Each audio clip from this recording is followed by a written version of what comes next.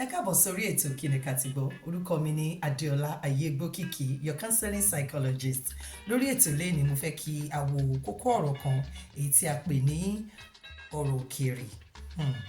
Àwọn Yorùbá máa sọ wípé ọ̀rọ̀ òkèèrè tí ò bá lè kàn á dì kàn. Ibi tí à ń yà lọ lé nìkan nìyẹn. Ṣùgbọ́n mo fẹ́ fi ìtàn kékeré kan fẹ́ fi explain kókó ọ̀rọ̀ yẹn. Ìtàn yìí ó dá lórí ọkùnrin méjì. Ìkan Olúwaníbẹ̀ àti ìkejì Kòṣewájèmí. Olúwaníbẹ̀ a rí ní abẹ́ igi tó ń jókòó síbẹ̀ tó ń bẹ́lẹ̀ ẹlẹ́dàá rẹ̀ sọ̀rọ̀ gẹ́gẹ́ bí a ti sọ lórí ètò pé olúkálùkù ló ní ìdojúkọ kan tàbí òmíràn èyí tó ń wò. Olúwaníbẹ̀ jókòó sí abẹ́ igi kódà gan ibi tí ìrònú ayé rẹ̀ tó ka lára dé ó bọ́ bàtà sílẹ̀ ó ṣàǹbẹ́lẹ̀dàá rẹ̀ sọ̀rọ̀.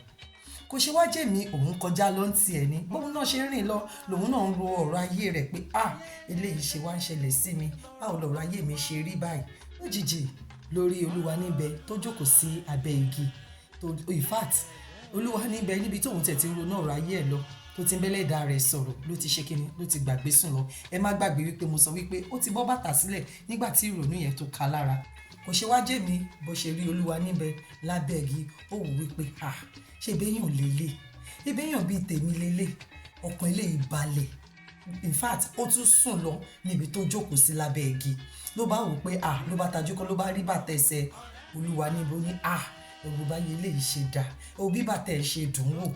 Ìgbà tó wá ṣàkíyèsí wípé Olúwaníbẹ̀ ti sùn lọ ló bá súnmọ́ Olúwaníbẹ̀ ló ṣàrìn díẹ̀ ló snake lọ síbi tó Olúwaníbẹ̀ wà ó bá kó bàtà tiẹ̀ because bàtà tiẹ̀ lójú tiẹ̀ bàtà yẹn ò ṣe dáadáa bàtà yẹn ò ṣe é wò lójú tiẹ̀ bó ṣe rí ó pé bàtà òun yìí ò dáa ó dẹ̀ rí pé t'Olúwaníbẹ̀ ṣe kí ni ìyẹn dùn wò ju tòun lọ ló bá bọ́ bàtà ẹsẹ̀ tiẹ̀ ló kó síbi tí bàtà Olúwaníbẹ̀ wà ló kó bàtà Olúwaníbẹ̀ ló bá tiẹ̀ lọ. Ìdí tó dẹ̀ fi wò wípé ó yẹ kóun lè pààrọ̀ bàtà yìí òun ni wípé ó rò pé bàtà tóun wọ̀ yẹn kò bá ibi tóun lọ kò bí fìtì ibi tó ń lọ ó wá ṣàkíyèsí pé bàtà Olúwaníbẹ̀ yìí yóò dáa ju ti tòun lọ ló bá kó bàtà Olúwaníbẹ̀ ló kó ti tiẹ̀ sílẹ̀ ló bá tiẹ̀ lọ.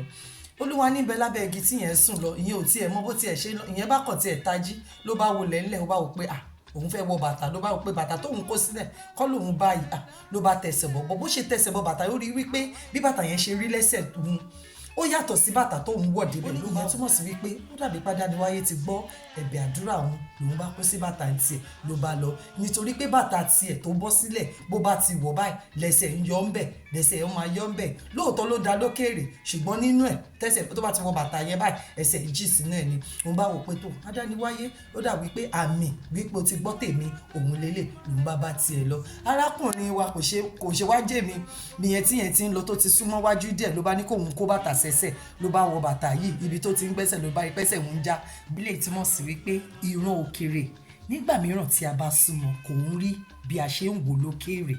Ẹ má gbàgbé wípé ìtẹ́lọ́rùn ó ṣe kíni ó ṣe pàtàkì. Orúkọ mi ò yí padà orúkọ mi ni Adéọlá Ayégbókìkí, your counseling psychologist. Mo nífẹ̀ẹ́ yín ó dàbọ̀.